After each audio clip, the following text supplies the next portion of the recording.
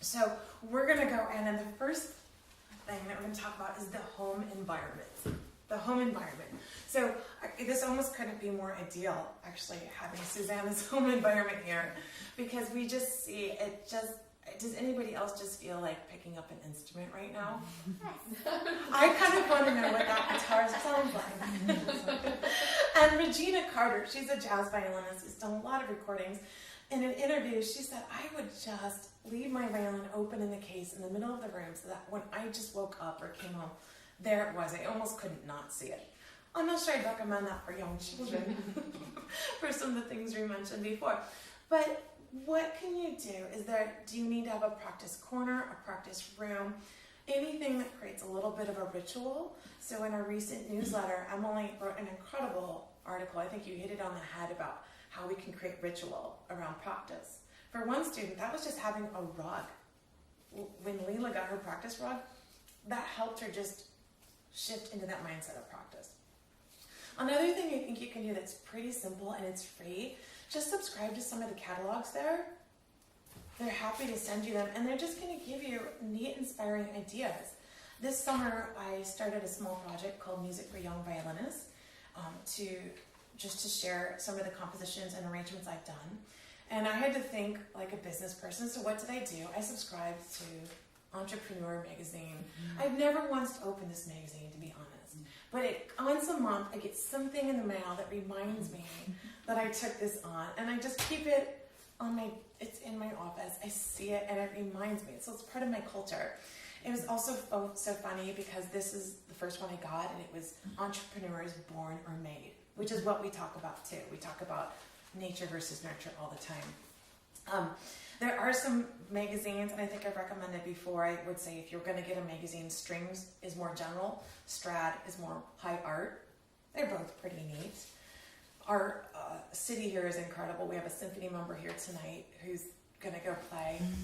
We have the second of 3 violin soloists just in one fall. I don't think there's any place in the country, maybe not the world, I don't know. I'm biased. I love it here. But we're so lucky. $10 student tickets. And then my adult ticket is under 20. So it's incredible. Just going to those concerts. And then the modeling. Now, you don't always need to take up instrumental lessons yourself. We happen to actually be in a room where three of you have studied a little bit of violin. But modeling a love of education. And there's actually a parent here, usually Pamela comes to the lessons, but one time your husband came and he was reading Asimov's geometry book. And it caught my attention. Because what he was saying to Kelly, what he was saying to your daughter is that I take my free time. I learn. Learning is the most satisfying experience. It's compelling, it's engaging, there's a world here. And I'm not going to tell you that, I'm going to show you by my actions every day.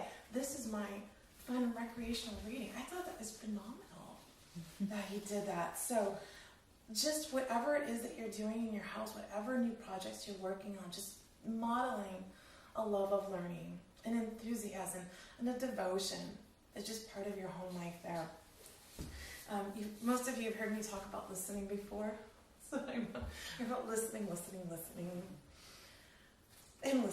So I think we can skip the in-depth need of that and expand it too. So we have our listening of the Suzuki CD, but also, boy, wouldn't it be neat to find some Scottish fiddle music?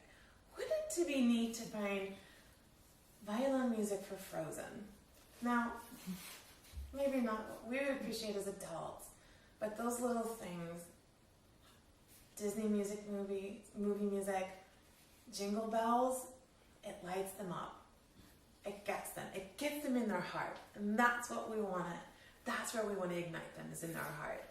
So explore some other things, and in that sense, if we're talking about home and a culture, birthday gifts, holiday gifts, stocking stuffers, those can be things to support this education. And again, it's another chance for you to model it and make it exciting. I wrote down props, stickers, and accessories. Sometimes we just have to remember, go to irons and get an extra set of stickers every now and then. Get a silly toy. I keep a lot of toys in my studio, and I get more all the time, not because I need more. I don't. I have way too many toys for an almost 40-year-old with no children. But it's when you feed the spirit, the body will work. And that toy, that prop, that sticker, that's how my mom got me to practice growing up. Lisa Frank stickers. And we would sometimes go to the mall, to the sticker store, which existed when I was younger. And they were multiple sheets, and I would get like an X on the back every day of practice, and that way I could get the whole sheet intact, which was a bounty when you're a child. So little things like that, whatever it is. Trident gum also worked really well for me as a child. I'm sure it was my mom just going in her purse and going, oh, here's some gum. But it was special. So just, make it special, whatever that is. Here's something so neat, the Celebrate a Violin Birthday. So many of these ideas that I'm going to share with you tonight are from just my work with all of the wonderful people that you are. Teresa Warner somehow just started that. She every year in October, when they started lessons 5 years ago, they go to the bakery and they get a cupcake and they sit down and they reflect on their commitment. So they add some introspection, add some ritual, add some celebration.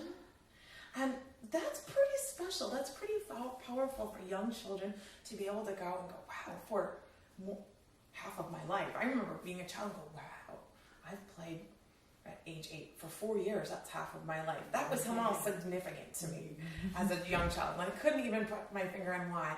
But that's just I think, a really great way to just add something in there. You don't remember your exact date? I could make an arbitrary date. Probably chances are your child doesn't either. But that I thought was just a great thing. And then I ended that by, did I mention listening? So we'll just put that in there again. And the little just reminder, the loving reminder to you is that children have a far greater capacity for repetition than we do, as you know. So just push that play, it's in the background, and there we go. So that was just the first part of our talk tonight, just looking at the home, some of the things we can do. And I realized as I was putting this together, a lot of the things didn't fit neatly